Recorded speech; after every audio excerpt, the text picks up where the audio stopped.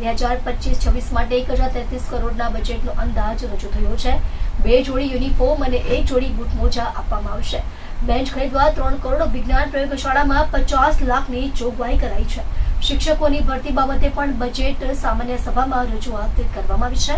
દરેક શાળામાં ધોરણ 6માં પ્રથમ ક્રમ મેળવનાર વિદ્યાર્થીને સાયકલ ઇનામ તરીકે અપાશે। શાળાઓના મકાન ભાડામાં 14,90,000ની જોગવાઈ કરવામાં આવી છે। સાથે જ વિદ્યાર્થીઓના હિતમાં બેન્ચ ખરીદવા સહિતની પ્રયોગશાળા માટે પણ ફંડ ફાળવવામાં આવ્યું છે। વિપક્ષના રાકેશ શેરપરાએ કહ્યું કે ખર્ચો ખૂબ થઈ રહ્યો છે, પરંતુ શિક્ષકોની ઘટ છે, કર્મચારીઓની કચેરીમાં અછત છે। શિક્ષકોને જે કામ અપાય છે તેના કારણે શિક્ષકો ભણાવી શકતા નથી। દીકરીઓને સેનેટરી પેડની રજૂઆત કરવા છતાં કોઈ પ્રાવધાન કરાયું નથી। સોલાર પેનલ લગાવવાની વાતનો ઉલ્લેખ નથી।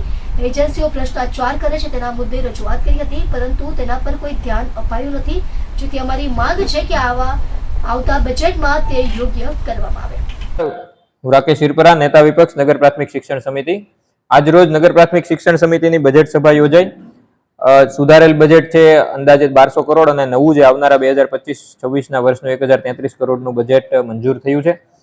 મુખ્ય માંગણી વિપક્ષ તરફથી હતી કે આજે સમિતિ એક બાળક પાછળ 50,000 થી વધુનો ખર્ચ કરી રહી છે, ત્યારે એ બાળકને ગુણવત્તાસભર શિક્ષણ મળે એના માટેનું શું આયોજન?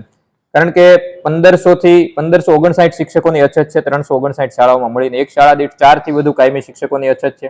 વળી જે શિક્ષકો છે એના ઉપર ઇતર પ્રવૃત્તિઓનું એટલું ભારણ છે, KYC, અપાર વગેરે, BLOની કામગીરી, અઢળક પરિપત્રો, એટલે શિક્ષકો માટે વર્ગખંડમાં રહેવાનો સમય જ નથી। જ્યારે શિક્ષકો જ વર્ગખંડમાં જો પૂરો સમય ના આપી શકતા હોય તો આટલા મોટો ખર્ચો કર્યા પછી એનું આઉટપુટ આપણે નથી લઈ શકતા। સાથે સાથે કર્મચારીઓની જે અહીંયા પણ અછત છે, કચેરીમાં શિક્ષકોની અછત છે। અંગ્રેજી માધ્યમની શાળાઓમાં 150 બાળકો ઉપર એક શિક્ષક છે, હિન્દી માધ્યમની શાળાઓમાં 135 બાળકો ઉપર એક શિક્ષક છે।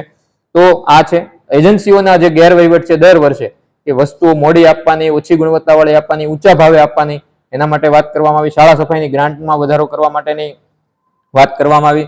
વિદ્યાર્થીનીઓને નગર પ્રાથમિક શિક્ષણ સમિતિમાં અભ્યાસ કરતી દીકરીઓને વિનામૂલ્યે સેનેટરી પેડ આપવામાં આવે એની માંગણી કરવામાં આવી। આ સાથે અનેક માંગણીઓ કરવામાં આવી છે અને આખું બજેટને જોઈએ તો સમગ્ર બજેટને જોતા એક કોપી પેસ્ટ બજેટ લાગ્યું, કારણ કે કોઈ પણ વસ્તુ ઉપર કોઈ ડેડલાઇન ફિક્સ નથી કરવામાં આવી, કોઈ આયોજન ફિક્સ કરવામાં નથી આવ્યું।